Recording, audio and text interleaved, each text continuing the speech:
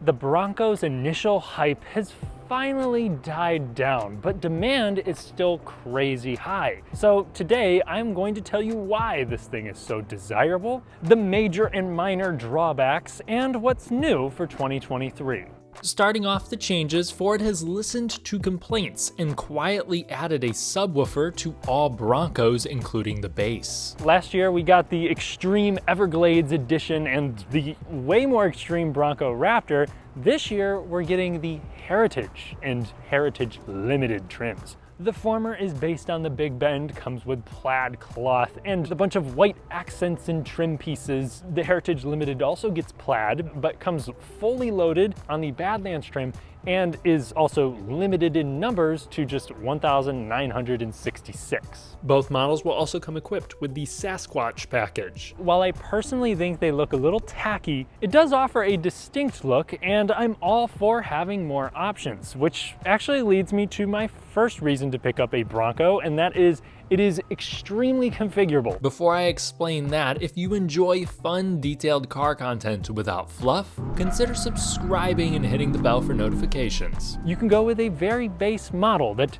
demands a price a little over $30,000 when equipped with a manual transmission. You can go two-door, you can go four-door, you can get a street-oriented version, you can get various different off-road versions, some more mild, some tailored for extreme use, and some for a bargain budget. And then now, of course, you have the Raptor, which is absolutely insane, with very serious Fox off-road racing shocks and springs that can allow the thing to literally jump a much wider track, along with massive 37-inch wheels, and even bigger, more powerful engine. Then of course, there's a ton of individual accessories that you can put on these things, or you can go aftermarket. Two different four-wheel drive systems. You can get a Sasquatch package on every trim, which includes things like a front and rear locking diff, Bilstein suspension, bigger tires, giving the thing, I believe, 11 inches and some change of ground clearance. And you can get that on any engine with any transmission now. You have a 2.3 liter EcoBoost 4-cylinder with 300 horsepower on premium, but it's also rated for regular,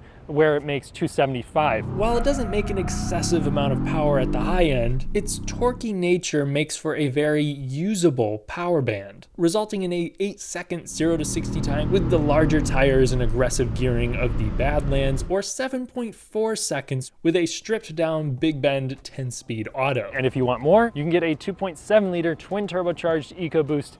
And then there's the Raptor that has 418 horsepower from a 3-liter EcoBoost. And thankfully, there's a manual transmission offered. And that's actually my next reason to pick up a Bronco. I'm gonna make it its own reason because it's that good. It's a 7-speed or 6-speed with a crawler gear. The shifter has a smooth action with a reassuring thunk into each gear. The clutch is relatively easy to operate. There could be more feedback on both ends, but the well-spaced ratios and lack of rev hang help make up for the slight disconnect. If it had shorter throws, I really would say this feels like something that belongs in a smaller, sportier car. It's also pretty difficult to stall. So if you're learning or just rusty, this really isn't a bad truck to buy. And it's also worth mentioning that the 10-speed automatic is tuned very well. It shifted smooth in my review from last year and avoided gear hunting. I just find the manual to be a bigger distinguishing factor for the Bronco. Plus that crawler gear with the 4 low makes it have a crazy crawl ratio.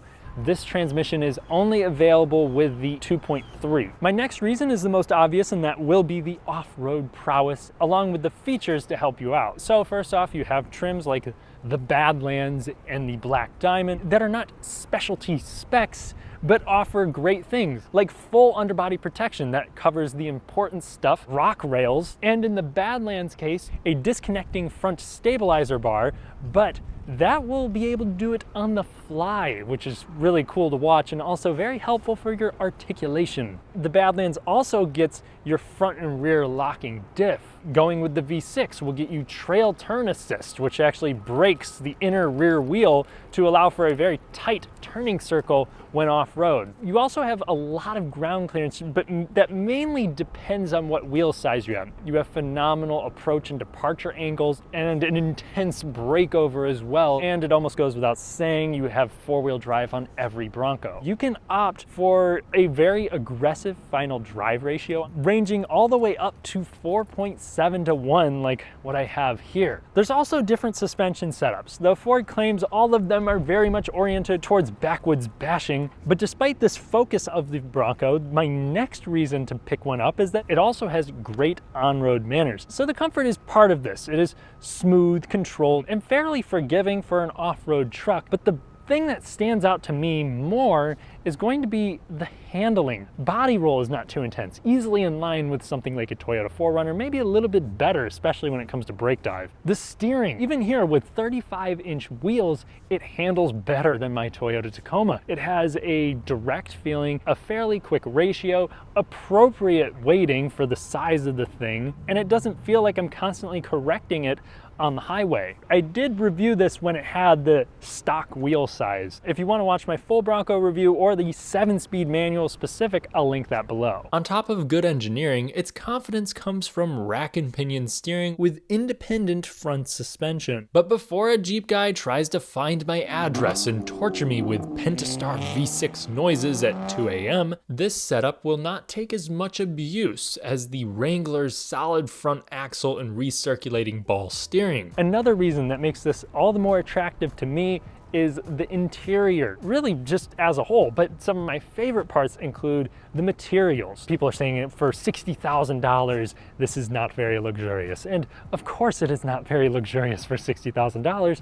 You can get one for $35,000, you can get one for $40,000, and it's supposed to be durable, easy to clean. A lot of the things that you'll see in luxury cars are not exactly things that you'll want to get dirty or hose out. And they do this without it feeling too chintzy or poorly put together for the most part. There are definitely some low points, but I also like the general layout. It feels very fresh. I think that the infotainment system is phenomenal, especially here with the 12-inch screen, and I like that they still retain the buttons and dials, but the infotainment itself is easy to use, highly configurable, and comes with wireless Apple CarPlay and Android Auto standard across the board. The speaker system though, really everything else that involves the media experience, even the digital gauge cluster in there, is pretty good. I do wish, especially for the manual transmission, that I had either a traditional tack or something that didn't look the way that it does, because it isn't the easiest thing for me to see while I'm downshifting. And if you're wondering, I am 6'3". I fit in the front with comfort. I have adequate support and space behind myself. There are no rear vents, which can become a nuisance, especially in the winter with a soft top. And the cargo area is boxy and practical. A little better than the Wrangler, but not as cavernous as the 4Runner. You will certainly make a compromise if you go with the 2-door, though I found passenger space in the rear seat to be more acceptable than I was thinking. I also like that you can get cloth, a marine grade vinyl, or leather if you want, and they even have like a rubberized flooring that you can get on the Black Diamonds, Badlands, Everglades, and Raptor, which is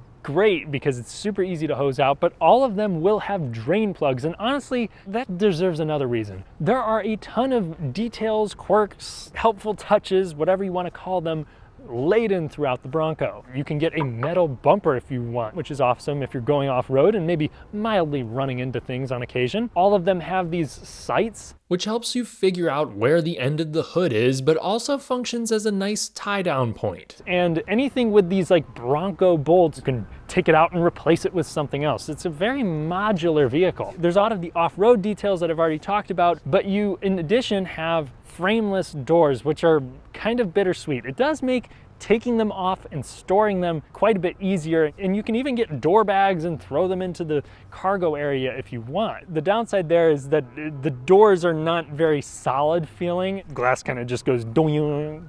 But the available auxiliary switches are really cool and extremely easy to hook up. Ford also thought of giving you a charging port on the dash if you wanted to power something like a GoPro. They also offer these Molly panel lattice looking things that allows you to secure and attach various items. Door pockets, which use a netting but allow for a very wide variety of things. And I could definitely keep going here, though I want to know what your favorite Bronco bits are if you own one. But now I want to get into the drawbacks. One thing that isn't a reason to stay away from all Broncos is reliability. So mainly speaking, with the 2.7 liter EcoBoosts, it was due to a large bad batch of valves for the 2.7 liter V6 that when it fails, will destroy the engine. But supposedly this should just affect vehicles made up until October 2021. So we're going to need more updates as we go along. The 2.3 liter is much more reliable, though some people have reported wastegate problems that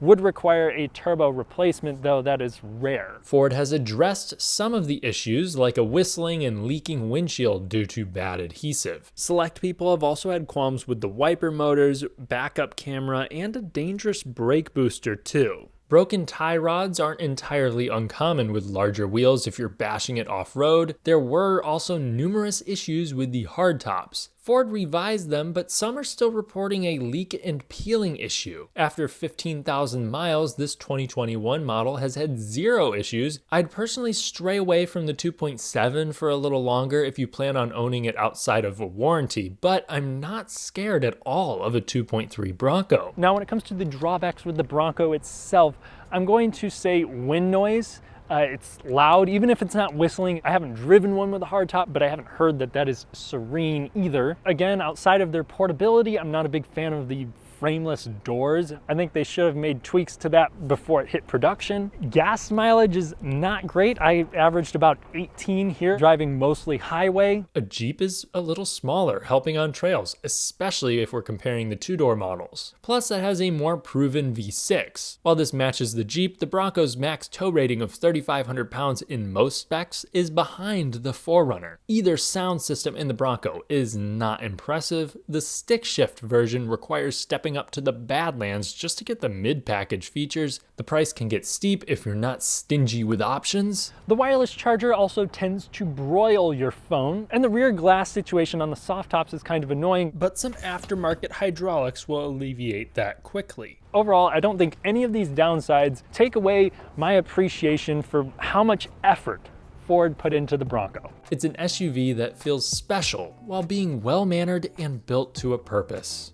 If you enjoyed the video, then leave a like to help me buck up the YouTube algorithm. Subscribe and hit the bell for more. And thank you to my loyal patrons. I'll catch you in the next one. Oh, my toes are numb. Why is my toe numb? Actually, that doesn't make any sense. Let's go.